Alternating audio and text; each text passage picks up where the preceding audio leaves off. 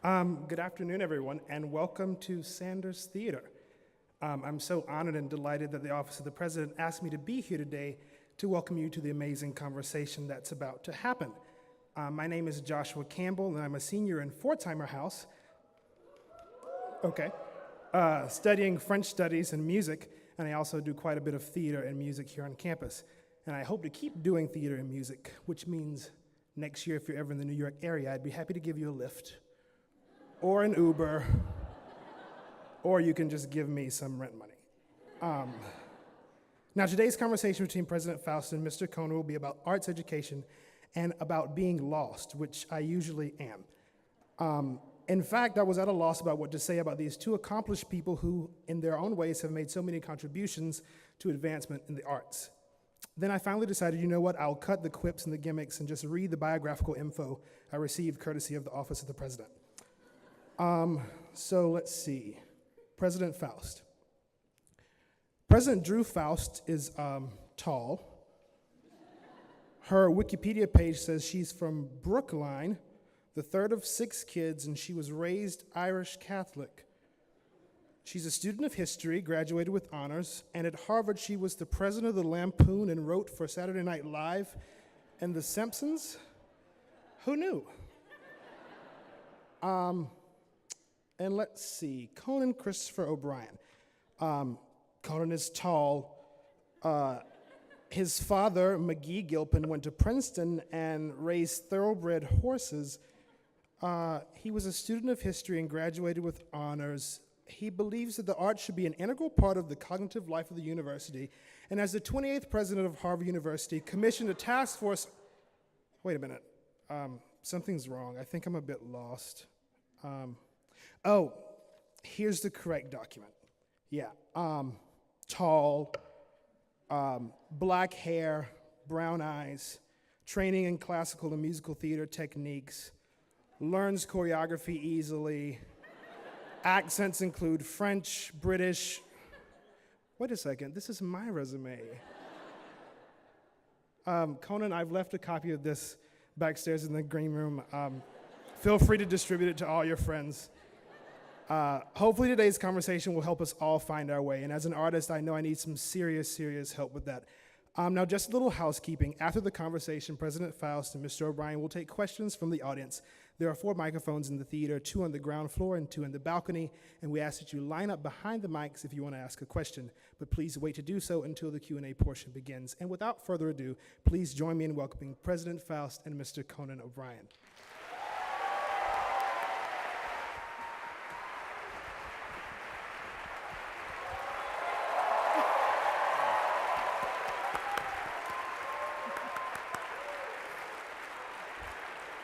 Here?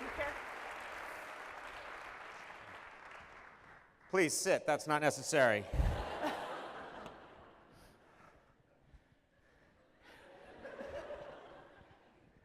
I just want to begin by saying thank you to Conan O'Brien. We talked about his doing this about a year ago, a little more than a year ago, and extraordinarily generous of him to give us this time and to be here with us today. So how about another round of applause for him?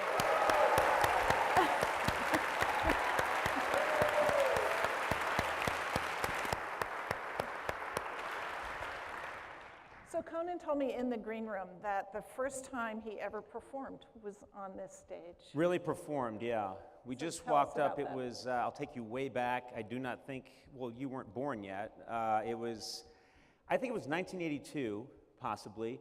The Radcliffe Pitches were looking for someone to MC their concert. I was known as a guy who liked to try and be funny.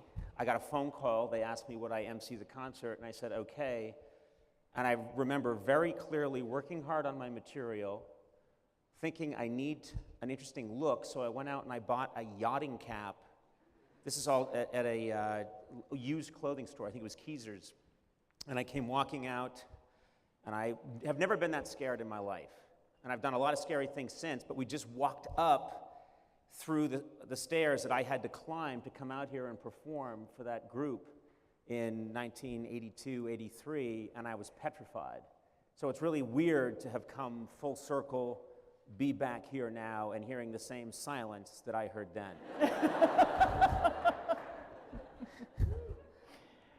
So, Conan, you were actually a really good student at Harvard. You I don't graduated- remember. I honestly, Well, I checked it out. you I checked it out. Oh, let me tell you something. There's nothing like, I've had the opportunity to meet a lot of very important people and perform for presidents and things, and I've been very fortunate that way. When President Faust writes me an email and asks me something, I write my response, and then I look at it, and then I have my wife look at it. That feeling that you're talking to Harvard and you're scared never goes away. And the And fact that press send, yeah. and then I send you a grade, that probably makes it You worse. sent me a grade, and then I had to pay you $26,000. And wonderful exchange. I gave him a discount. Yeah. Yeah, they're all like, 26,000?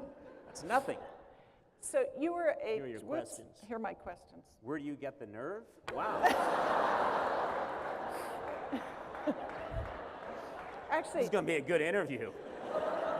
Who the hell do you think these you are are? actually quotations from him that I'm going to read to him at various times Mm-hmm. and see if he remembers them.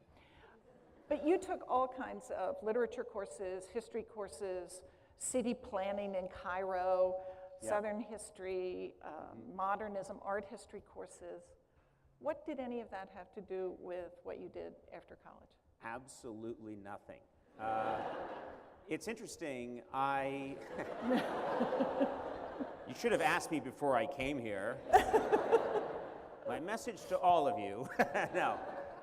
What's interesting is I have, in my career, because it's worked out, I have a lot of young people come to me and they say, I want to do what you're doing. And I say, well, are you in college right now? They'll say, yes, I'm in college. And they all invariably say, I take communications. Which, I don't want to say it to their face, but I think, what are you doing? College is when you should actually get about as lost as you can get in terms of expanding what it is you want to know, what it is you think you know and don't know. Go places, think about things that you would not normally think about. You do not get this opportunity again. And I was fortunate that when I came to Harvard, I was insecure. I had some insecurities. I come from a public school system, and I don't know if anybody else here has had the same experience, but you come from, well, be proud about it. That was sad. Woo! Woo! I went to a very good public school system, but I got here and suddenly I was in Hallworthy middle entryway, and I was suddenly, there's going to be a lot of that. I'm just going to name places the whole time. Then I had a sandwich at Wigglesworth. What did you learn from Conan? Nothing. He mentioned a lot of places and we wooed. But I got here and suddenly I'm boarding with kids that had gone to Exeter, Andover. And I remembered coming in the first day and I had gone to the Coop and bought my books, and I had never owned the books before. In public school, you get books that have been marked up from kids the year before. And I walked in and I said, we get to own these books. And I remembered a kid from Exeter was like, oh man, been there, done that. And I'm like, and they call it a lecture, not class. And I did a lot of that back then. And I was very naive, and I was I thought, like a lot of people do, I'm not the one that belongs here. This might be a mistake. And I knew that I wanted to do something, and I was ambitious, but I didn't quite know what that was. And so my education here, what I loved about my education here was that I met a lot of very different people at Harvard, and I met a lot of people who thought differently than I did.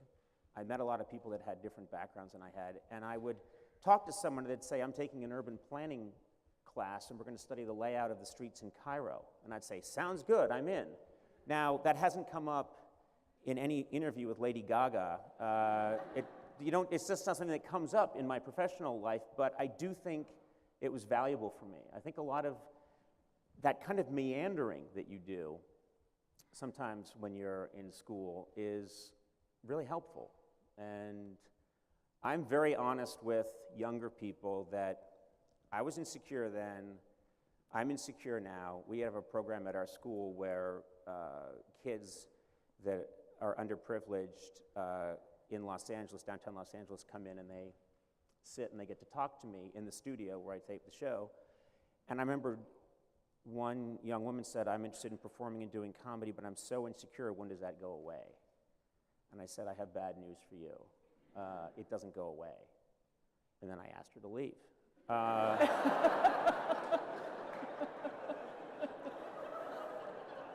I thought that would help underscore my point.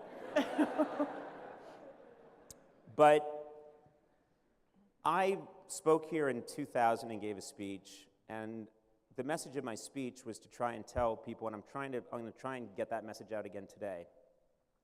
When I was you, and I was sitting here looking at what someone like me, the optical illusion, the optics are that that person has figured it out.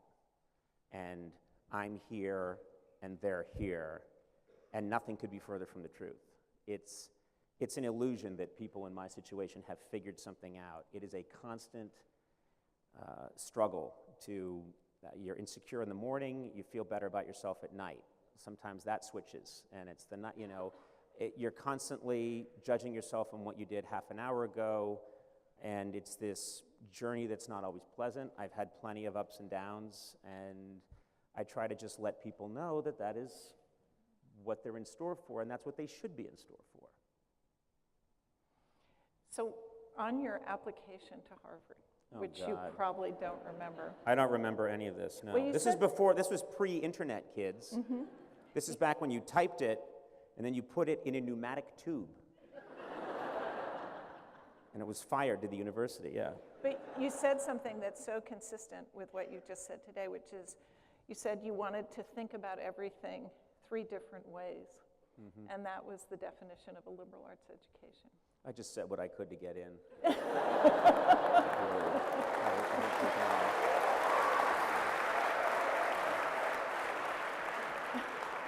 I was like, those suckers will buy this line. And then rolled it up and went in a tube. Pneumatic tube back then, kids. No internet. So I just met your father downstairs. My father, yeah. And he said, I told security to keep my father out of this event. Well, he's out in the hall now, Yeah. actually. But, he said you were always silly, and I was disappointed because I thought maybe we'd made you silly. Oh, God, no. But he said you were just always silly. So Yeah. when did you decide you could be professionally silly? Did you get a glimmer of that at Harvard? Yeah, as well, the you were Lampoon taking was a Cairo? big influence because you don't learn to be funny, you don't learn to be silly. A lot of what you are or who you are, you're in some respects is decided, I think, early in life. You get the basic ingredients. To me, when I was a kid, and I think we all do this in one way or another, I ran through the list. What do I have? What do I have? What are my skills that will help me, A, not get picked on or beaten up, and that's in my own family, and B, that maybe get the attention of that girl I like. Those are the things that are operating on you on this very elemental level. Those are the things that you're thinking about when you're young, when you're a kid. Am I a good athlete? No, I was a terrible athlete. Was I incredibly good looking and all the girls liked me? No. I had this laundry list of things I would go through, and then I had this one thing, which is I could make people laugh. And so what happens, I think, is you find the thing you're good at, and in my case, it was so glaring. It's not like there were a million other things. There was this one thing. And if I had been a pretty good baseball player, I wouldn't be here today, The fact is I kept hyper-developing. You could say I was hyper-developing a defense mechanism. And then later on, and if you look at a lot of artists out there, that's probably what a lot of them are doing. My father, who is here and is a brilliant guy, once said to me, I get it now, you're making your living off of something that should probably be treated. And he's right. And then a tear. But a wealthy tear. Not important. Don't pursue wealth. But that is something that I think many of us do in one respect or another is we double down on the thing that we have to offer. But you're being a little unfair to yourself in the following way. I mean, you perform silliness, but you're also a writer, and you were a very successful writer, even as a high school student. You won a national prize for writing. I could write, yeah.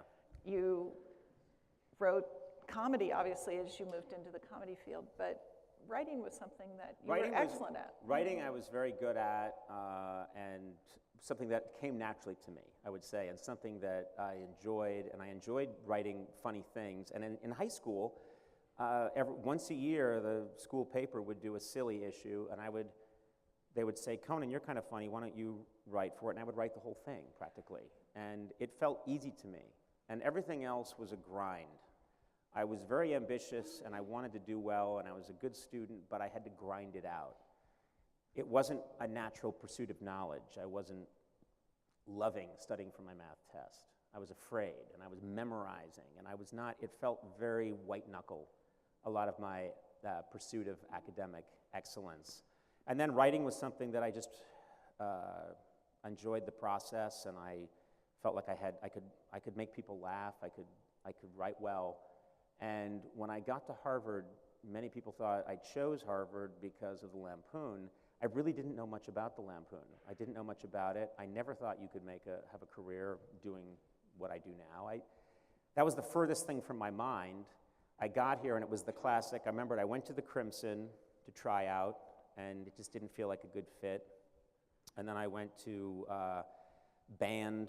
They had a band tryout for the marching band, and yeah, that was a disaster. I could drum, but I couldn't read music, and they kicked me out. And when you can't be one of 95 drummers, that was rough. And I went to the Lampoon, and it was just like falling off a log. Immediately, when you're 18, 22-year-olds are adults. And there were these 21 and 22-year-olds at the Lampoon that said, you're funny, and you have something. And that was a religious moment for me. And so I spent a lot of time working really hard on the Lampoon, and that, by the time I graduated, I remember thinking, I would like to try this for a year or two and see if I could do it. And that's still my attitude, you know. I want to give it just another year and see if I can do it. And so really it was the Lampoon that changed. I mean, Harvard and the Lampoon really changed things for me, you know, I think pretty significantly. So I've read that you are still an avid reader of nonfiction, and that you use that in some ways as a context within which to think about the kinds of questions and issues you want to raise in comedy.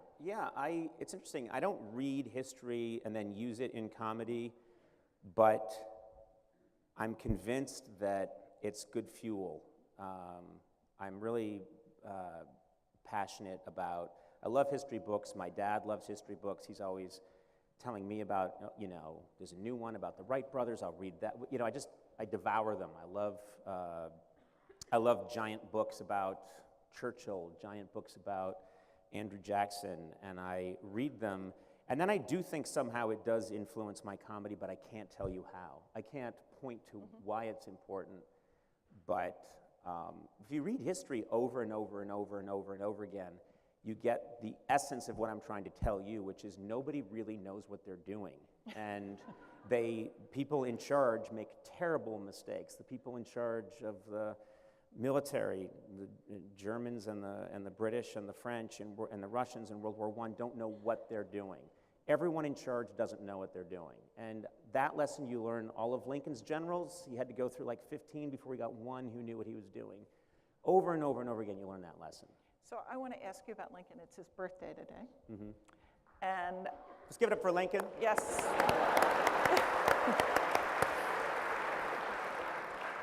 So kids are like, yeah, all right, you know. You've said that Lincoln is my ultimate human being. That's a quote from you. And also our funniest president. Definitely funniest. And I thought those two things may go together, but say a little bit about I don't Lincoln? understand how when someone demonstrates that they have a sense of humor, I think it's miraculous. And I think it's what's really lacking in politics, is that no one is allowed to pretty much express what I just expressed, which is that the world is a very complicated place. None of us really know what we're doing, and things can get a little effed up. I watched it. And I think John F. Kennedy was very good because he was very funny and very ironic because he had grown up ill and he had experience in World War II with how messed up the military was. And so he had this kind of Irish sense that things are a mess. And you could see he had a humorous, wry look and I think it helped him in a lot of situations, even though he didn't get to be president very long. Lincoln had the same thing. I think Lincoln, and I sometimes read some of his quotes, and they're just funny. They're just as funny today as they were then. And he'll describe a general who completely messed up a battle and lost his nerve, and he'll describe him as acting like a duck that had been struck over the head, you know. And he has these great moments where you're reading him and you think he gets it. He's a funny guy, and he's known a lot of pain, but he's able to see the irony in life, and it's very human. To me, nothing's more human than when someone can stand back and relate how silly the world is, really. So that, to me, is why Lincoln, in addition to all his, he's the smartest person of his generation, but he was also a brilliant writer. I mean, he wrote the Gettysburg Address. He didn't have 9 guys write different drafts of it and then call around and have pollsters take a look at it and then add a few lines of his own and then give it to a spin room. He wrote that, and that's one of the most beautiful things anybody's ever written. Do you think Lincoln ever thought that he would get this present from Conan O'Brien on his 107th birthday? I think that's pretty terrific. Yeah. He'd be like, who let that Irishman in? They're allowed to speak. So you concentrated mostly in U.S. history. Yeah. That was the I focus. did. I started out in, what I wanted to do early on was do anything I could to not get too specific. So my plan was, there's a major, when I heard there was a major history and literature, I was like, great. Because that's pretty much, and that's blocking out math and science where I'm weak. So when I heard there was a history and literature, I said, that's great. And then when I heard it was possible for me to be history and literature of England and America, I was like, fantastic. Because if you study England, you could also do France. I just wanted to keep it as wide open as possible so that I would be unemployable when I graduated. And I raise that in part because now you're all over the globe with your show and with your performances. We travel, you were in Cuba. And we did a show in Cuba. We did a show in Armenia.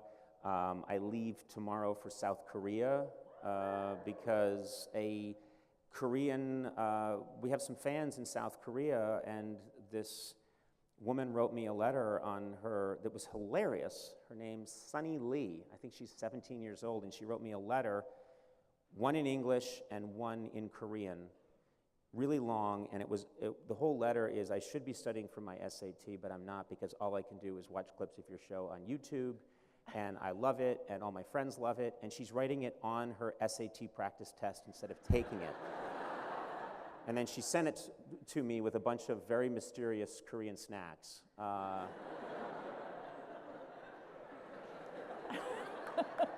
not kidding. I don't know what. My assistant ate them all. And she's here and doing well. So, so what I'm interested in doing now in my career is I've gotten to this nice spot where if I have an idea, I can pursue it, and I love to keep learning. I love to keep finding out about things. And my sense of humor is very self-deprecating, so I actually think that works as a weird kind of, we got a lot of reviews after I went to Cuba from, the New York Times and Huffington Post and all these respected people said, oh, this is a kind of new diplomacy that this guy can do, because I'm very humble.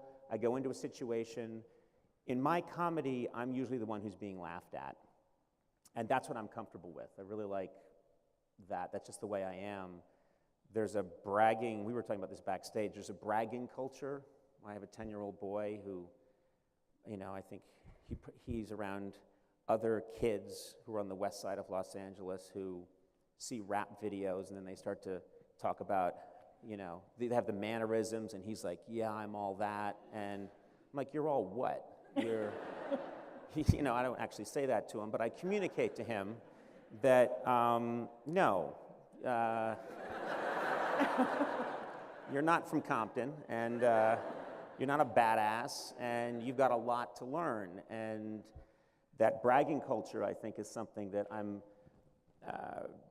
almost completely opposed to in every way, which is be humble, find the humor in yourself, and I like to be funny with people, not, I will make jokes about people if I can get away with it, if they're not around and there's no consequences.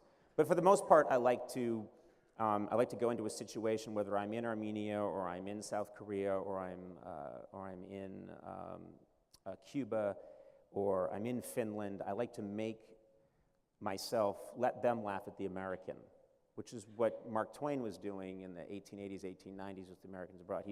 He's getting a lot of laughs at, a lot of people, you're laughing at the American who's out of his element. And I think in the world, as a culture, we come across as very cocky. We come across as very dominant and self-assured. And when you can be a representative from a country and actually the poorest of them gets to laugh at you because you're ridiculous, you're 6'4", your hair looks like a pastry, you have no color in your skin, you have no lips, you don't seem to have any testosterone, your legs are way too long, torso way too short, this is sad. But when all that comes out of you and they can laugh at you, it's sort of actually a beautiful thing. And will you see Sonny Lee? I will see Sonny Lee. The press in South Korea has a hold of it now, so they want to turn it into a big thing. And, so I don't know what's going to happen when I go to South Korea. And I really don't know what's going to happen when I then visit North Korea. I'm told there's been some kind of trouble up there, but I like to go to a place first and then find out what's going on. So I think we should open up and let you talk Yeah. to the students of Harvard Anyone who has a University. question or just So wants we've to got, yell at me? Microphones, there's one there. Microphones there's are one there. There's some up there. Comes a guy, so very please confident. come ask some questions. Okay, didn't really dress up. That's all right. Want me to mess up? Very casual. Just from the gym, I guess. Okay, well, that's all right. Do you want me to mess up? I can mess up easily. Okay, first things first. I'm from Cairo, Egypt, by the way. You're from Cairo. I'm from Cairo. You've got problems with your urban planning. That's exactly my question. I don't know what you were studying there. I've waited my whole life We know that. We know. It's something we're very proud to of. talk to someone in Cairo. The grid is all wrong. We'll talk about it. It's something we're very We're proud of. I canceling know. Korea. It's something we're very proud of. I know. I was wondering what you were studying there because I don't think we have something to study. But besides that, second question, or maybe two questions in one. I have a friend in South Korea, a big fan of yours. Her name is So-Hyun Jin. If you can send her an invitation. I don't know if you're actually going to do that. I have her email. Anyways, more important question. At the end You of realize you're saying this is the third question and the first two haven't been questions. I have a problem with math as well. What's happened to Harvard is what I want to know. I have a problem with math as well. My third question. My third question. You look quite handsome. Well, that's all I've got. Thank you. You said at the end of your video that if anyone sends you food from their respective country, you'd be willing to go there. Yes. So if I send Snacks. I was very specific. If I send you If a snacks, country sends me snacks, I will go to that we country. don't really have snacks. We only have food. But okay, if I send you snacks from Cairo, would you visit? Yes. You sure? Yes. If the Ministry of Tourism gets this, they're Yes. going to send you some stuff. Yes. I will see you in Cairo. My assistant will eat them all. Okay. I hope she's fine because I'm going to Cairo. Just send the snacks. Once I I get the will. snacks, I'll go I to Cairo. promise you. Okay, no problem. I'm going to Cairo. Snacks first. That's how it works. Yes. What's your name? Hi, Hello, what's your name? I'm Tess. Hi, Tess. What house are you in? Lol. Oh, that's the one I tried to get into. I hear, yeah. I was sent to Mather. Oh, yeah. That's great. That was It's the easy to case hose for down him. that place. Yeah. They poured it in one mold and then just walked away. I hear back in the day say that the houses, you actually had a choice? Yes. And that apparently you were grouped into different. Yes. They were definite. They had more of a person. Each one had a personality. You could literally go to Elliott House, and everyone eating there was wearing a bow tie, and had a falcon on their arm. No joke. It was a different place. And then you go to Quincy, and everybody was like lifting weights at the table. I mean, it was everything. And then you go to Mather House, and well, no one was there. We just people Some refused things to never eat there. change. So my question is now, after really decades of late night television really being dominated by men, what do you think can be done, in the 21st century for us to make it more equal and have more women involved in late night comedy? Well, first of all, it's a great question. Thank you. And I think the first thing I would say about that is that I think there was, for years, comedy was completely male-dominated. When I started my late-night show and we would get applications, the most interesting thing I would notice is that if we got 300 applications for comics, a handful, maybe 6 or 5 would be from women. So the ratio of women applying to work in comedy was way out of whack compared to the men applying to work in comedy. I always thought there's probably a really strong social reason, which I saw myself, which is that when guys do something outrageous and funny, people would laugh. When women do it, it's like, hey, settle down. That it was inbred in the culture a little bit, and that there were a lot of women who were less willing to break the barriers and try and be in comedy. Obviously, we live in a world now where, for my money, some of the funniest people on the planet right now are women. They're dominating. It's not just Tina Fey, and it's also Amy Schumer, Amy Poehler. You have Samantha Bee just debuted on my network and got rave reviews for her show. And I think it's changing. I think it's changing rapidly, much faster than it was even just a few years ago. And I think it's just, the biggest thing it's changing is that the Trailblazers have shown that there is a huge market and a huge appetite for funny women. And so it used to be that you would look at women, and there was almost a fetishization, or like oh look, she's really funny. This stand-up comic who's Joan Rivers, when she first came along, it was, wow, a woman can be funny in the 1970s. That has completely changed. That's completely, the doors have been blown off of that. And now I think it's a matter of time, very quickly, before it's going to be much more equitable. In late night, it's already across the board. Many of the comedians are hosts in daytime who are really funny. I mean, I don't frankly see the difference between Ellen DeGeneres. To me, whether she's on at night or on during the day, she's Ellen. She's a very funny, sharp, gifted comedian. She could host The Tonight Show, she could host The Late Show, she could host my show. I think there has been kind of a Berlin Wall, and I think it's coming down. Thank you very much. Yep, no problem. Good afternoon, President Faust, Mr. O'Brien. My name is Lippy Roy. I'm actually a doctor at Mass General and at the Harvard Med School, but my day job is I'm a doctor to Boston's homeless population. So I'm a firm believer in the adage that laughter is the best medicine. And even my vulnerable patients who struggle with addiction and trauma, cancer, they still manage to find humor, and it actually manages to make them better in some way, but it's tangible. And they even laugh at their doctor's lame attempts at jokes. So you've clearly made a career out of comedy and laughter. And I'm wondering, and it's in addition to providing your paycheck, do you also find like a therapeutic or a healing value to laughter and comedy? Well, it's funny, because I've always thought that humor is like the third best medicine. I think antibiotics and surgery. Overrated, totally overrated. I like a good laugh as much as the next person, but I want the meds, I want some good scanning, and I want the surgery, and then it's time for, chuckles to come in. But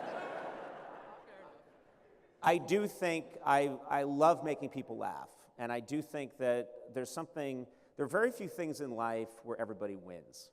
Usually someone wins and someone loses. And there are people who are very successful at business because they destroyed other people and they made this. But every now and then you find a system where everybody wins. Maybe someone has a business that does well and it's supplying people with something they really want.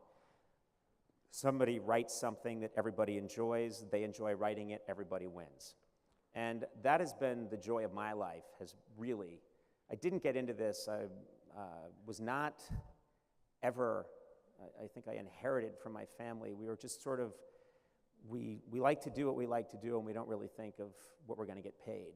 And I do think I'd be doing what I'm doing if no one was paying me, just because, and I don't want that to get out because there are people that would say, fine, we're not paying you anymore, and I would keep showing up. That was never the reason for it. When I can make someone laugh hard at the weird thing I've just thought of in my brain, and I say it and they laugh, there is an immediate connection which is so profoundly fulfilling to me that it helps me as much as it helps them. And so when I meet fans, I mean, my wife, we were walking around and I'm constantly meeting people that everyone wants a selfie, but then they want to talk and then they want to chat. And it'll get to the point where the other person is like, I really got to go, Conan, you know?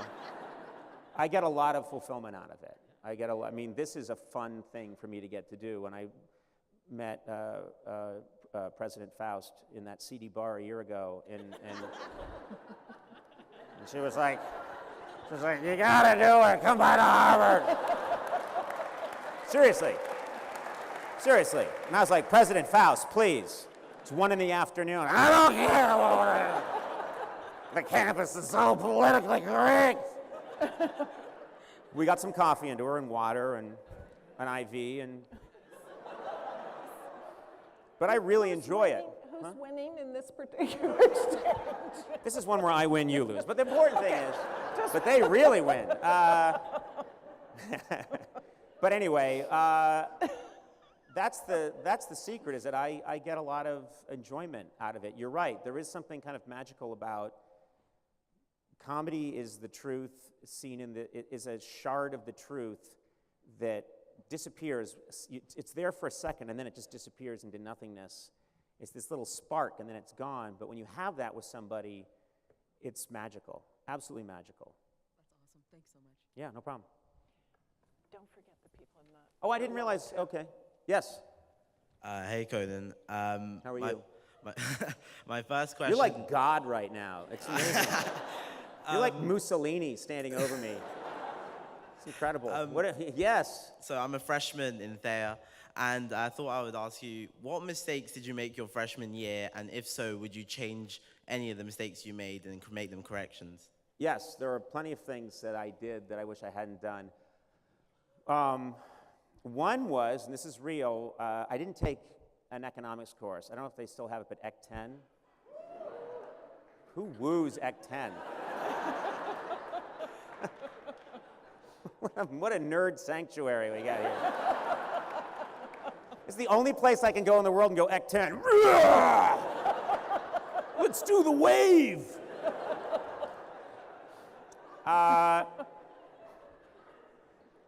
I was intimidated, and I thought, math is math. I don't know, economics, I've never understood it.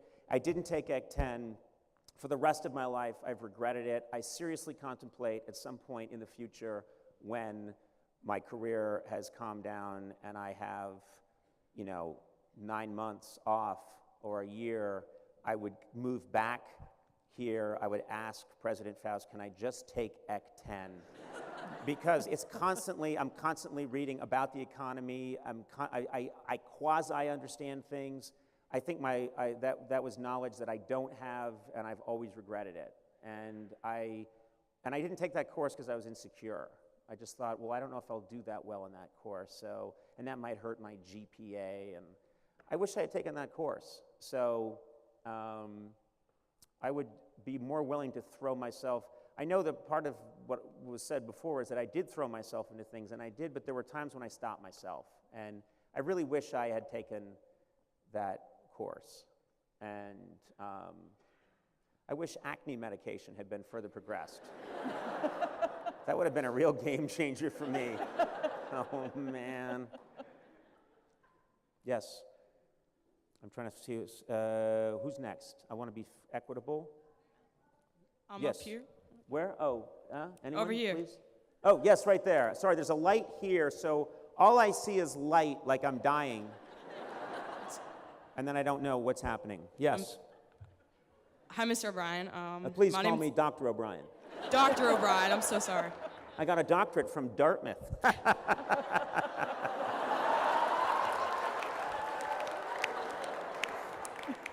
Apparently, Harvard didn't have one. Yes, how can I help you? My name's Betty. Hi. I'm a fellow Irish Catholic with a great sense of humor, so I honestly just want to talk to you. But I'm trying to come up with a question on the spot. That's okay, it'll come to you. Craziest moment at Harvard, like craziest story. Craziest moment at Harvard? Yeah. I've told this before, but I mean, there were a lot of them. But I remember a few of my friends and I played a prank once. This is, you know, pranks made me nervous, but this one actually felt like a fun. There was a guy. This isn't going to make sense. But anyway, there was an old TV show long before when I was a kid, even from the '60s, called Batman, and it starred Adam West, and it was amazing, and it was really weird and quirky. And there was a guy who played Robin. He came to the campus. This is years later to display the Robin costume that he wore, and he was being very pompous about it. And there were all these signs all over campus. Burt Ward will speak in person at the Science Center, and he will display the actual Robin costume, estimated worth $500,000. Just total BS. And so we decided, let's steal it. So we went to the Science Center, and we, at the approved time while he was giving his lecture, we had a friend who knew where the lights were, and he killed the lights so that we could steal the costume and run out the door. In movies, when you kill the lights, everything goes black and you do what you have to do. And this is something you should learn at Harvard.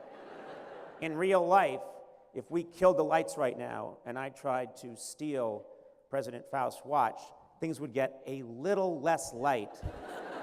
And you would see me struggling President Faust's watch while she looked at me and then she hit me in the face.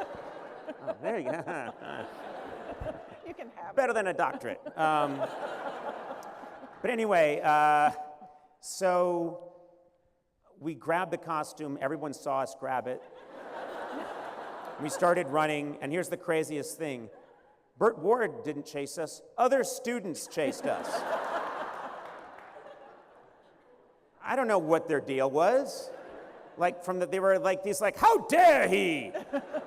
That's a crime. We invited him here in good faith. And so we ended up jumping in a car that was waiting for us. And it tore off. And I remember just thinking, why am I doing this? It was on a mannequin, a Robin costume.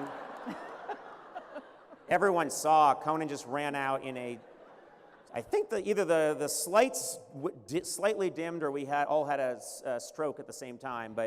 And then he called the castle and said, give it back. And I was like, okay. I mean, that was one of 10,000 stupid things I did.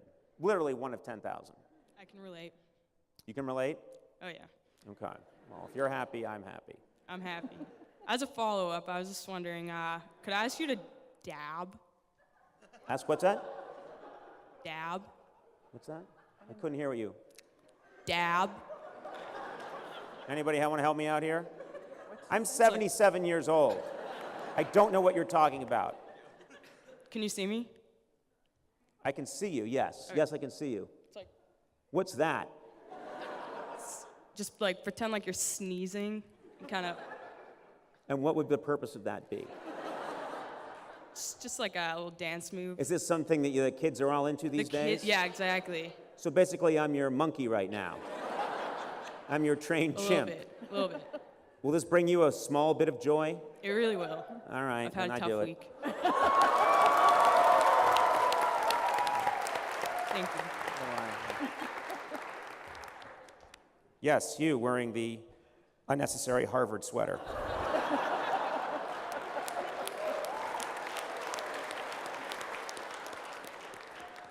It's a cold day. I didn't mean to, I'm just saying. We all know. I was curious, as a 19 or 20 or however old you were, If there was one piece Could of you advice, speak a little closer to the mic? Just If- tilt that mic. It'll tilt up if I know my business. if there was one piece of advice you would tell yourself now to someone who is maybe trying to find their way in the world. I think there's this great, I don't know if it's a Buddhist, I don't know where it comes from. It may be from a Dixie Riddle cup. It may be Confucius. I honestly don't know. I don't even know if they still make Dixie Riddle cups. I may have invalidated myself with all of you right now. Expect difficulties is something. I think everybody in this room has gotten into Harvard. Some of you probably are here, snuck in, but I don't care. Let's just say for point of argument that everybody here got into Harvard and you feel this incredible pressure to succeed. And I gave a speech here back in 2000, and at the end I said fame is a little like a white tuxedo, it looks good.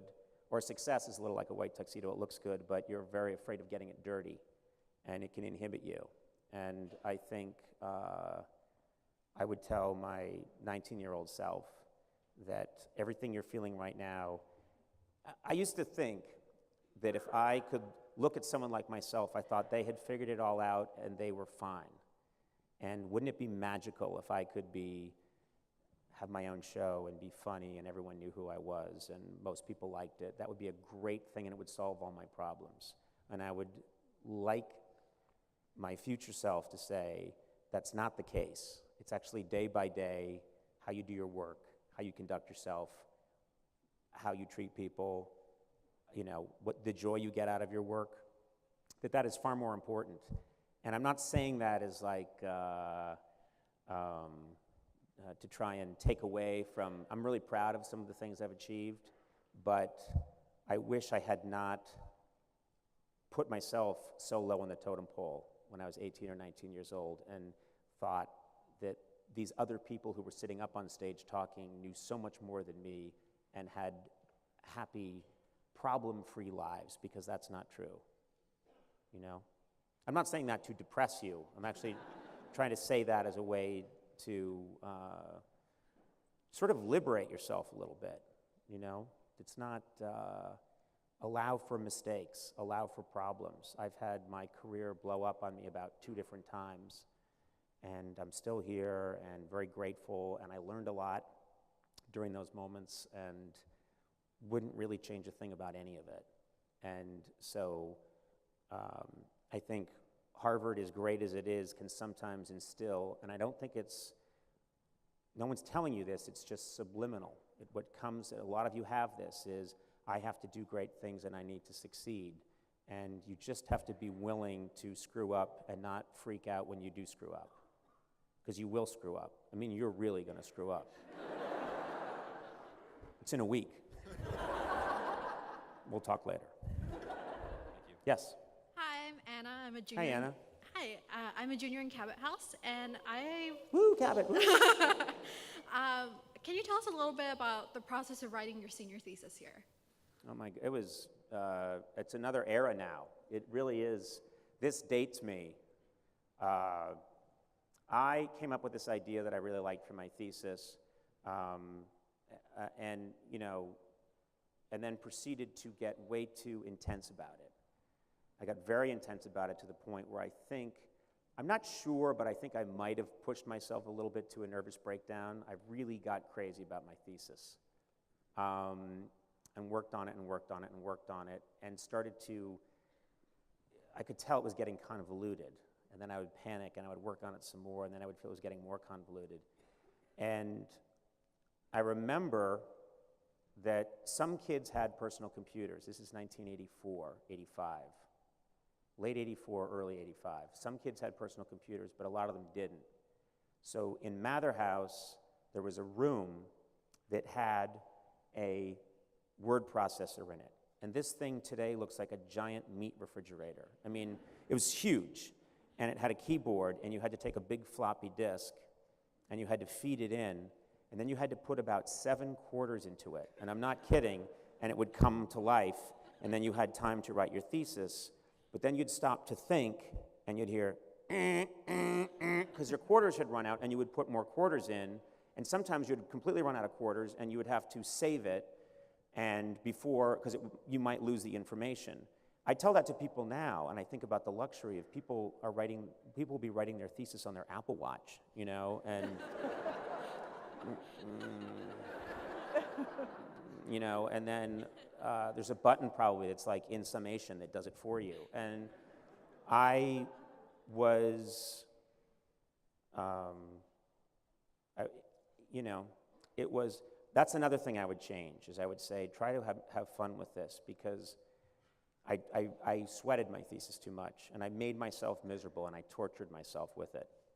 And funny story, about 5 years ago, I went on a national tour, and we had booked out, we had arenas, giant auditoriums, and it was a show where I did comedy and music, and I had electric guitar and a big band, and the show would always end with me doing these songs and literally surfing through the crowd. And we had these amazing, like Eddie Vedder came and did a spot, and Vampire Weekend, and you know, Tina Fey, all these people came, and it was like this big love fest every city we went to, and it was amazing. And at the end, it was a rock show. It was this amazing rock show that was really fun, and I had great musicians sitting in with me, and we'd blow the roof off the place and say, "Good night, Cincinnati," and everyone, ah, the dream that everybody has. I got to live that for a summer. And then it's over, people surging forward, and you think, you know, I'm gonna get underwear thrown at me, I'm gonna get all the cliches of being a rock star. All these people surge forward, and this girl, who I think was about 22 years old, and she's like, Conan, I have something for you. And you're like, what's this gonna be? Wow. And then she pushed forward a big document, and she went, "It's your thesis." Literary Progeria in the works of William Faulkner and Flannery O'Connor by Conan C. O'Brien, March 1985. And she was like, "I went to Lamont and copied it, woo!" And just at that moment, all of the feelings of writing the thesis came back to me. And so there I am with like my shirt open, you know, and suddenly it all came back. The terror, and for years afterwards, nightmares about the thesis wasn't really done. There's one more thing, I have to go back, I have to finish it, and then you wake up, and I still have those dreams. I really do. This thing today isn't helping. As we drove up here today, I started to, because we used to take our tests in Memorial Hall. I know you freshmen eat there now, but that's where we took our tests, and that's this is rough.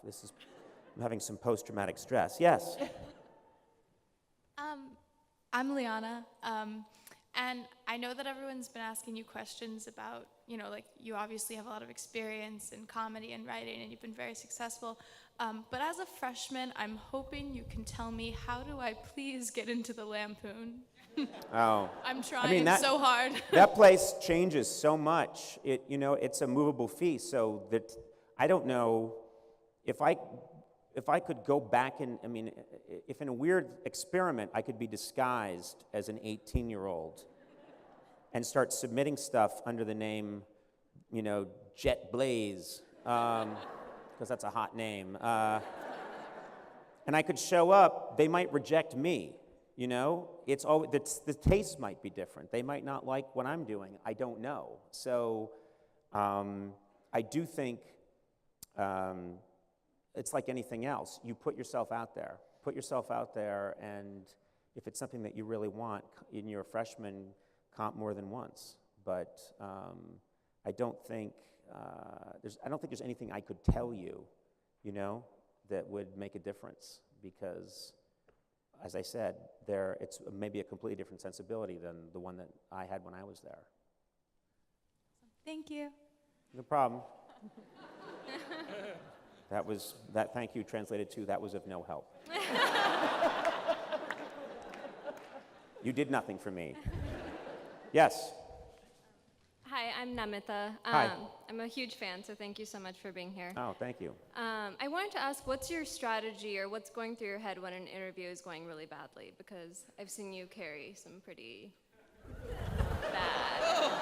Yeah.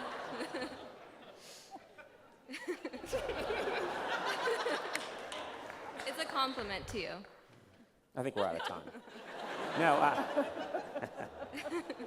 That is my job. You know, it's funny, but I'm actually prouder of those interviews than the ones that just, you know, Will Ferrell comes on. I don't get points for having a funny interview with Will Ferrell. That's Will Ferrell. If absolutely hilarious, if Bill Hader comes on, I shouldn't even get paid that day. You know, those are hilariously funny people that come on the show. That's easy. I actually feel that I don't get paid to talk to those people. I get paid double to talk to people who, it's a weird situation. We have a format or a culture that wants some people to go out and have conversations, witty conversations, to help promote their project. But sometimes that's the exact antithesis of what it is they do. There are amazing actors who are terrific, and if you put them in a small space, they can give a nuanced performance with very, you know, small movements of their face, and it's beautiful, and they get it just right, and they win Oscars. And then people say, now you got to go promote that movie, get out there and get out with Conan, and you know, and they, whatever. That's the only picture that will come out of this whole event. And they can't do it. And that's when it's my job I always think it's my job to expand or contrast, go high or go low. My job is to make them look good. So we have some people come on. I have seen people whose hands are trembling out there. And I feel empathy for them, and I want them to be comfortable. So I've had people who've said nothing, and I have filled it in with stories. I have said, that's funny, you exhaled, and that reminds me of the time, and then and then it's over, and I come off, and my producer says, hey, you know, she was pretty funny. Well, she was not funny! That was me! You know, and it's, but that's my job, so thank you for noticing that I try Thank you so much. really hard. Yes? Hi, my name is Brian. Before I ask my question, I just want to say I'm from the Harvard School of Rock, and if you want to play with us anytime, you're more than welcome. Thank you very much. What is the Harvard School of Rock?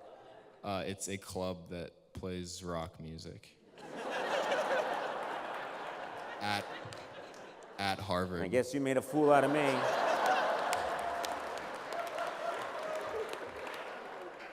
I'm not getting paid for this, by the way. I want that clear.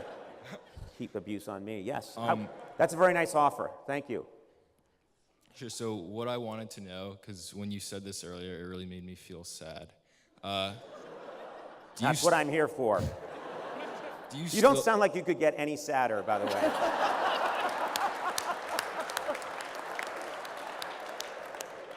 I feel like I'm on a suicide hotline right now, pal.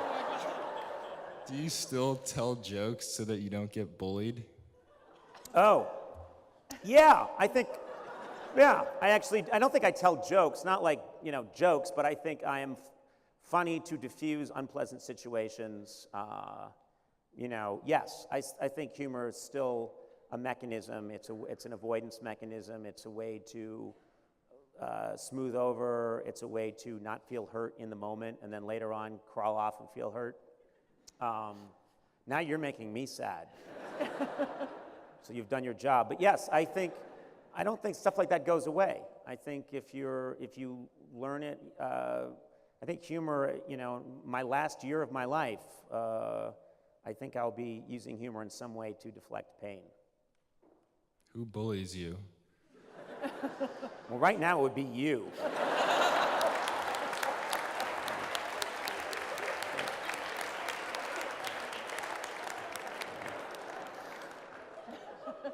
I would keep an eye on that one, by the way. Just watch his movements. Yes. Can't see you, you're just a shadow. No idea what you look like, but it's good. Go ahead. Hi, Conan. My name's Josh. Been a lifelong fan since you were doing the year 2000 skits with Andy. Oh, yeah. In the 90s. Long time ago. Long time ago. No My one question here, is, that was, yeah, too long ago. I think more than any comedian I know, you incorporate your staff in a lot of your videos and a lot of your sort of behind the scenes. Yes. And I'm wondering, why is it that you derive so much energy from them? It seems like Sona, Jordan Slansky, and these kinds of people. Why do they bring you so much energy, it seems? Well, first of all, Sona's here, so anyone, yeah. Sona's here in the building. I don't know where she is, okay, she's here somewhere. What's that? Oh, there she is, right there. Sona, stand up, Sona. Let people see you. That's my, stand up. Stand up. There she is.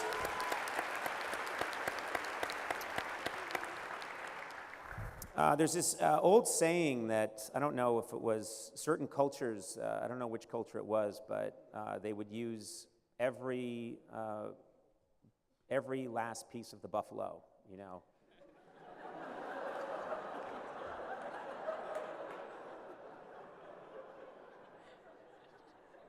Nothing to do with what I'm saying right now.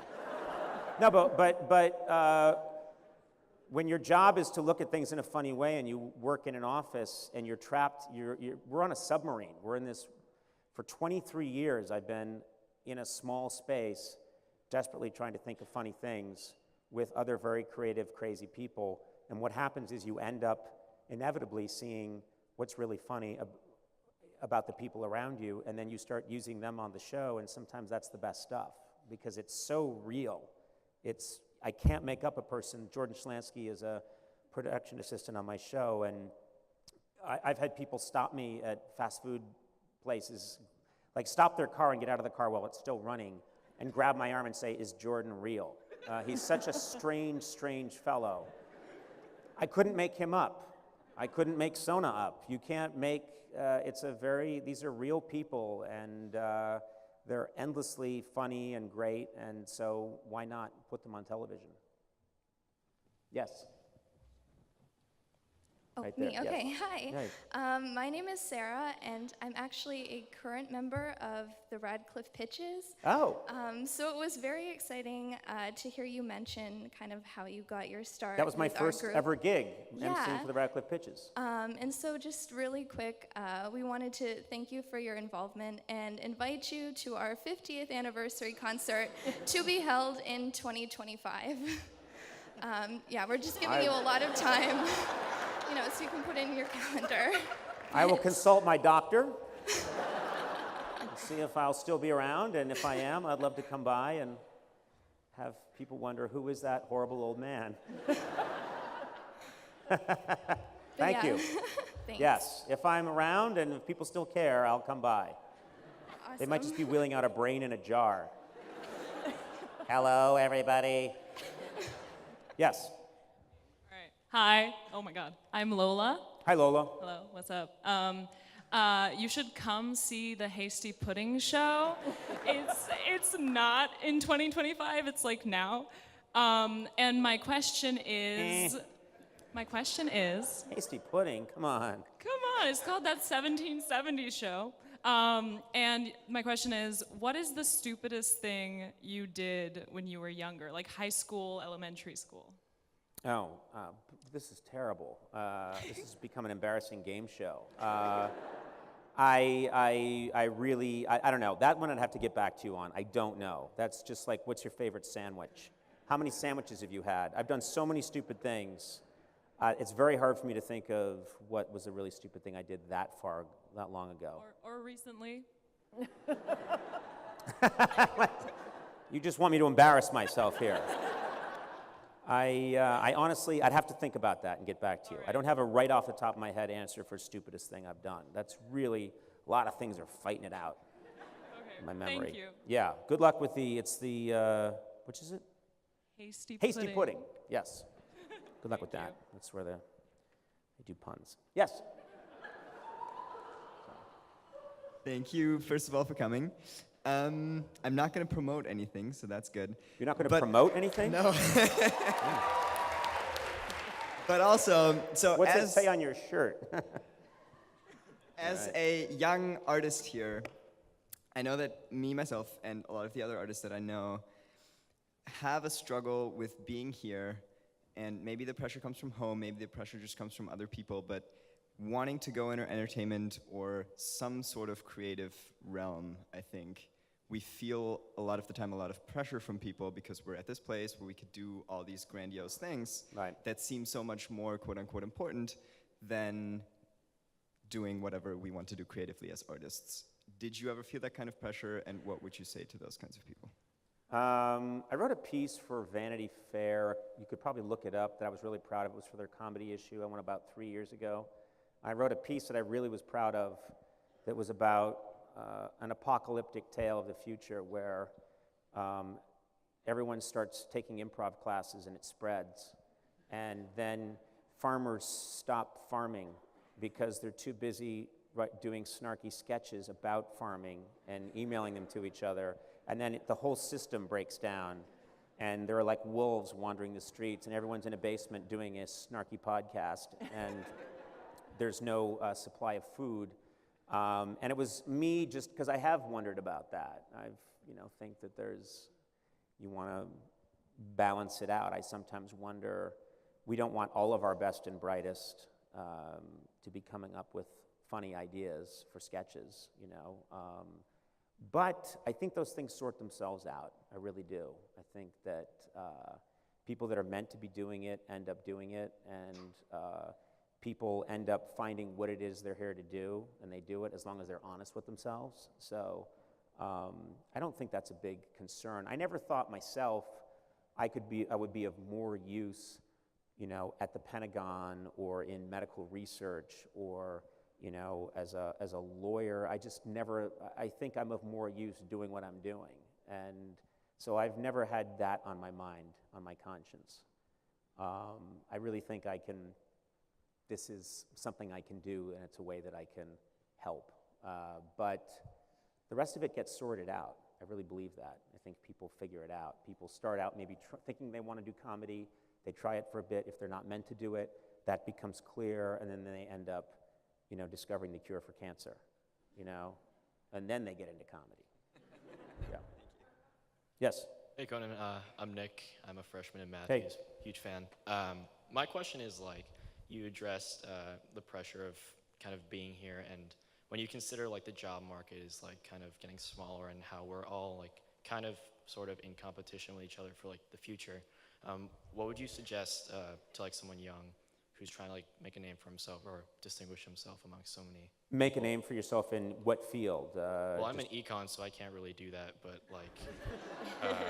But how do you distinguish yourself amongst so many people? I really believe this is a message that I say to younger people, and it's not fun, but I will tell you this: it's absolutely true that and I said this once, and I absolutely believe it, but if you work hard and you are easy to work with, meaning people enjoy working with you and you're helpful and you're trying to help the group, even in a troubled economy, I do think that people tend to do well when they have those traits. Do you know what I mean? And I have found that if you, and a few of my friends as well, Greg Daniels, who went to school with me, has created some, Parks and Rec and The Office and so many great shows.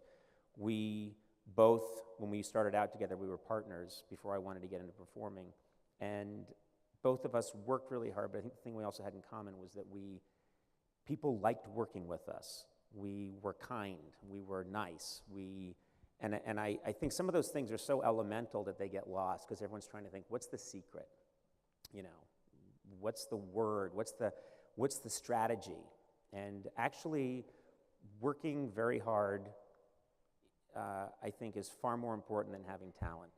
Talent, we don't know what talent is. I'm here at Harvard. Nobody can tell me what talent is. They can't locate it in the brain. Nobody knows what it means. Nobody can quantify it. This guy may have a lot of talent. This woman may have less talent. This woman may have tons of talent. This guy may have very little. It's all about taking what you have and maximizing it.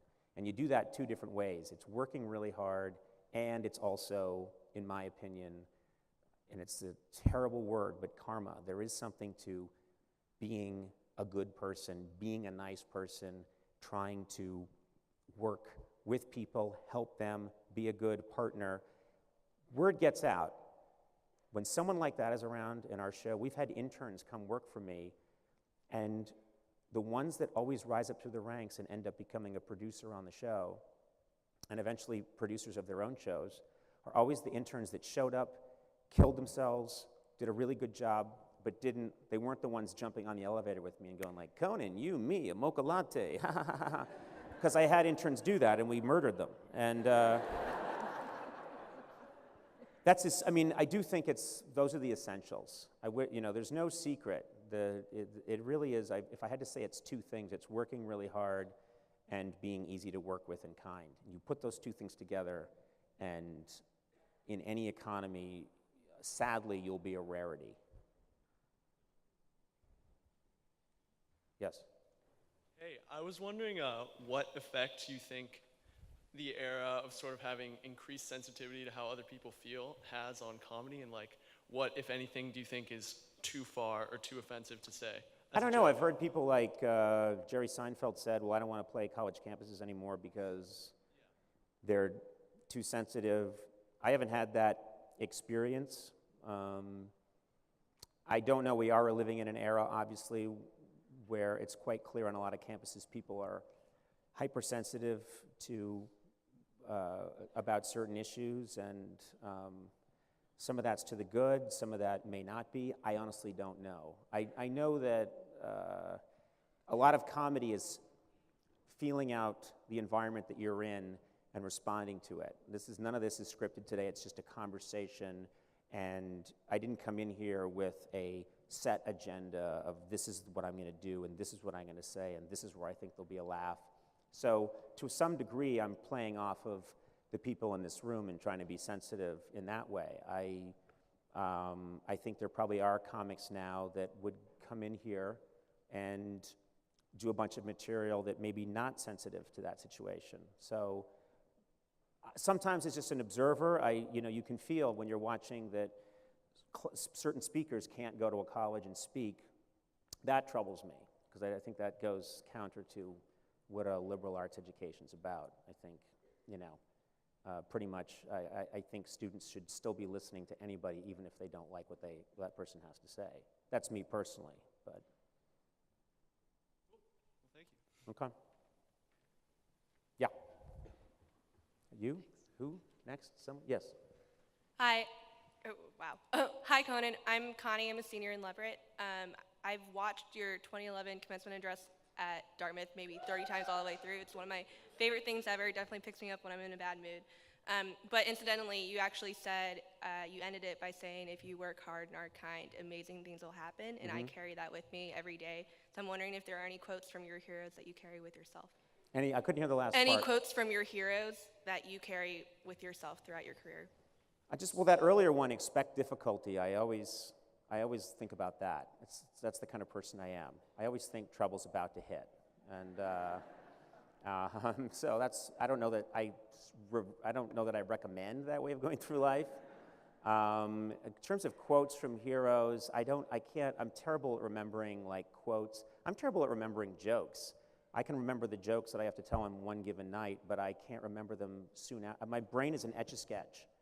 I come up with what I have to come up with for a 24-hour period, and then I go to sleep and I shake it, and it's completely blank.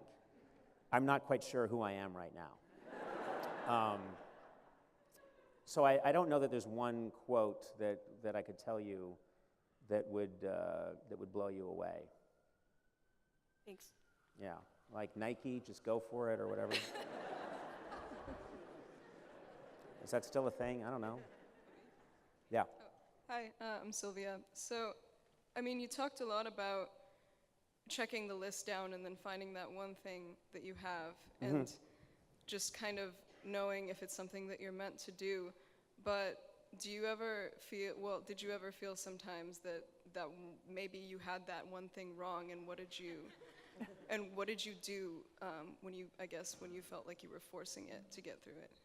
We're talking about like 4 minutes ago. Yeah. I think everybody has that. That's just having you're not human if you're not questioning. I go through periods of time where I think, okay, I don't know if this is what I'm supposed to be doing anymore. Have I done this enough? What's the next thing? You can have 3 shows in a row where it didn't really go your way, and then you start to, out of whatever I've done in my lifetime, 3,600 hours of television or something, you can have 3 in a row that don't go well, and you start to seriously contemplate, what am I doing? I think that's everybody.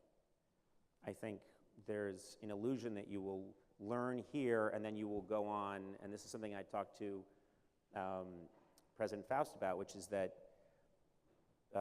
your education is ongoing. Your education never stops if you treat it the right way. This is teaching you kind of how, here you're going to learn how to think, you're going to meet a lot of interesting people, and then it's up to you to keep educating yourself and keep trying and keep making decisions and saying, all right, that worked. I don't know if I can do this anymore. This was a huge disappointment. Oh my God, I struck oil. This is amazing.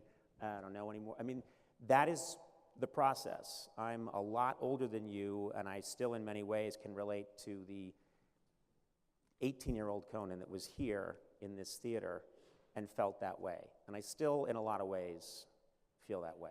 I just, you know, have my own, I have a few credit cards now that are my own. They're not my parents. And that's the only, I still have one of my parents, which I use a lot. But they don't know. But that is something that I truly believe is that that is a process. That's almost like that's the news that I'm here to tell you, is that you nurture that feeling of insecurity, of being lost, of not being sure. That's a healthy sign. That's a sign that you're on your way. Whenever you think, you know, my son, who I talk about from time to time, he's 10 years old. Every now and then I'll come into the house and he's got his hands back like this. And he's just like that, and he's got a big smile on his face. And I'll think, I've never, ever in my whole life gone, yep, clear sailing, here we come. And he's 10. He's just that way. He's just like, what's going to happen? It's all going to be good. And I think, that kid needs a beating. Yeah.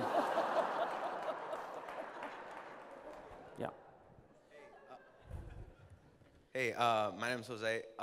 So I just want to ask you, you have a lot of, you know, very funny people on your show. Do you ever get that same feeling that I'm sure most of us got when we first saw you anymore? Or has that, like, you know, gone away with time? No, definitely. I know exactly what you're talking about, which is when someone comes on and they're young, and there was a Scottish comedian we had on starting about a year and a half ago named Daniel Sloss, I think, and he's from Scotland, and he's just hilarious, and I react to him the way I did to Louis C.K. Louis C.K. was, I think, the second writer I hired back in 1993. And one of the things we did together, actually, is because Louis was from the Boston area, I once came back here to Cambridge, and he came with me. This is when my show had been on for about a year, and it was struggling. And Louis and I just hung out in Harvard Square. And no one knew Louis. You know, people knew me, but they were like, I don't know if that guy's going to make it. And Louis now is like this demigod. And I get as excited today seeing young people come on the show. And, you know, Kevin Hart, doing things with Kevin Hart, he just really makes me laugh. He's an amazing improv partner. And when I first met him, he was, you know, his career wasn't where it is now. But he's such a, I could tell, he's got such great comedic energy. He's so funny, and he really is that guy. If Kevin Hart was here right now, he'd be like, what's your name? You know, what do you do? And he'd make something funny happen. And it's sweet, it's nice, it comes from a good place. So I'm as excited today to meet young, talented people, young, funny people, to see a young, funny show. There's a show called Man Seeking Woman, comedy sketch show. That's hilarious. I see little things here and there. Last Man on Earth, Bill Hader. I see young people doing really funny stuff, and it makes me, I'm so excited that it keeps you young. Makes me feel like if I'd seen them when I was 19, I'd be as excited as I am right now. Thank you very much. Yep. President Faust and Mr. O'Brien, this is your upper right. Thank you for doing this. What time does our plane depart? This is just what it sounded like. Currently a fellow at the Kennedy School, and learning the things that you would think people would learn at the Kennedy School. One thing I've been very surprised at, however, are how these military and political leaders who are center stage and running our world and protecting us have all said of the importance of balance in life, and they sort of talk about Erik Erikson and how the richest and fullest lives attempt to achieve an inner balance between work, love, and play.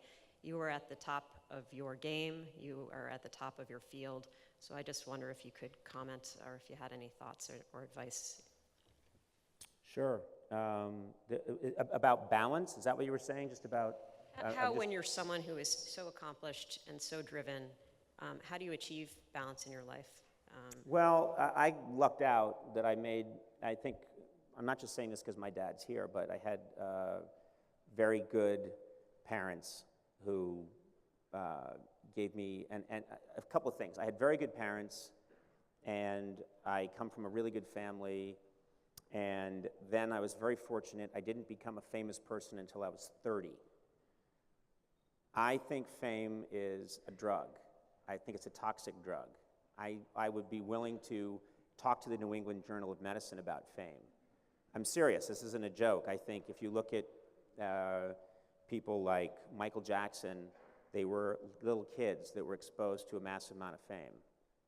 And that happens over and over and over again. I was very fortunate. I came from a really strong background. I had a strong identity. I had a strong set of moral values. And then I didn't get bombarded until I was 30. And when I was 30, overnight, people started knowing who I was, following me on the street, asking me. They didn't have selfies then, but for signature or whatever. And things getting weird. And I had the strength to be able to handle it. And when I would come home to my family, they would say, empty the dishwasher. And I would say, you can't talk to me that way. And then I would empty the dishwasher. And that is, I think, been of a huge value to me. I think we got a tricky thing that's happening right now where people can become very well known because of the internet at a very young age. And I think it's not going to go well for a lot of those people. I worry about very young people getting exposed to, we're supposed to have gravity act upon us. We're supposed to. That's what keeps us healthy. You know, I have this analogy that I came up with once, and I think it's actually valid, which is they sent in the 60s, the Russians couldn't beat us in getting to the moon, or the 70s, but what they decided they could beat us at is amount of time in space. So they would keep Russian astronauts in space for like a year at a time, and then bring them, and they would land on the Russian steppes, not in the water. They would land there, and they would take them out, and they were like jellyfish. And they would lay them in a chair, and they would do a news conference, and they couldn't move. And they were just jellyfish. And that's when people found out, scientists realized that we need gravity to stack the molecules in our bones. That's what actually gives us strength, is the gravity and when you take it away from us, we become freaks. I think that's what fame is. I really do. I'm not doing it. I honestly believe that fame is removing gravity from people and allowing outrageous behavior. And you're going to see it a lot. You're going to see it with some of your classmates who do well, who become famous or rich. I see rich people all the time. Gravity has been removed, and they've become less than human. They're not nice. They're outrageous. They're ridiculous. And that's where you get these absurd people that are all over our culture right now that behave crazily and say insane things and tweet out insane things because nobody's around there. There's no gravity acting on them.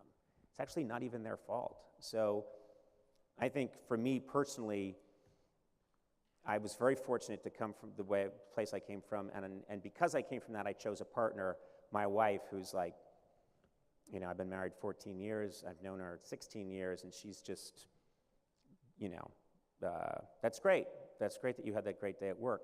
Okay, now, we got to talk about the parent-teacher conference tomorrow, you know? And it's not, oh my God, you got to, you know, ride a bicycle with Ryan Gosling today? What, you know, oh my God. She's just like, that's what you did at work. Here's what I did at work, and now let's talk about the parent-teacher conference. And I keep saying, hey, Ryan Gosling. And she's like, I don't care. And I have kids, and I'm in a real world where people get mad at me, people are disappointed in me, I have to apologize. I think that's the biggest element, and I think we get in trouble when people in power have no gravity acting on them. Great, thank you. I just want to set the record straight. I graduated from here and lived in Elliott, and I never once saw anyone with a falcon on their arm. That's because the Falcons couldn't stand those people.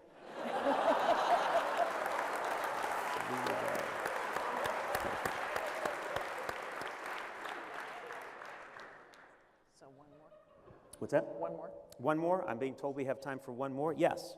Hi, I am Christine Christine. I'm writing for the Crimson Arts, and I think that nowadays it seems that arts education and like the arts department seems to be the first thing that gets cut down on when there's a budget cut in colleges. I know Harvard is putting a lot more emphasis on this, but for you as a performer and an artist, what do you think should be the approach towards arts education in colleges, and how important do you think an integrated art education is for college students? Well, I think it's huge, obviously. As far as I can't answer the economics of it. The arts are never going to get, the arts, have never had the financial backing that industry is going to get. And art sometimes flourishes at times historically when it isn't fed that much. Sometimes the best music comes from Liverpool because no one's paying attention, or it comes from the grunge movement in Seattle because it's not being inundated with a lot of help. It can work, obviously, different ways. I don't know, I obviously think Harvard's always going to have a great arts program, and it's always going to be important. I want my kids, they're really interested in the arts. I want them to, they're very interested in acting. My daughter's really interested in singing. I want to encourage that, but I really want to encourage them to get a real education. And my message to her is, look, when you're 22, if you want to try and be part of an all-girl group, I can't stop you. But until then, you're going to learn what you need to know. And so, I do think it has to be in balance. So I think, obviously, it has to be a part of the Harvard education, but I would be worried if either one of my children spent all 4 years only studying dance, voice, things like that. I would really want them to get the kind of education I had. So, any final words? You've been disappointing. No, they're like, it's true. You're very self-hating. No. Just thanks. This was a treat for me. President Faust and I have been trying to figure out when this could happen for about a year. And like I said, if you encounter me in the real world, please, I encourage you to come up to me and say, I was at Harvard, you spoke, and tell me how you're doing. Because I do really like to connect. I enjoy that. And I think you're an incredibly impressive group of people, and I hope one of you hires me someday. I mean that. You think you're here to look for a job. That's what I'm thinking is I see a sea of people that will be in control of the world when I have trouble walking, and I just ask you to be nice to me. That's all I ask. Thank you so much. Thank you. No.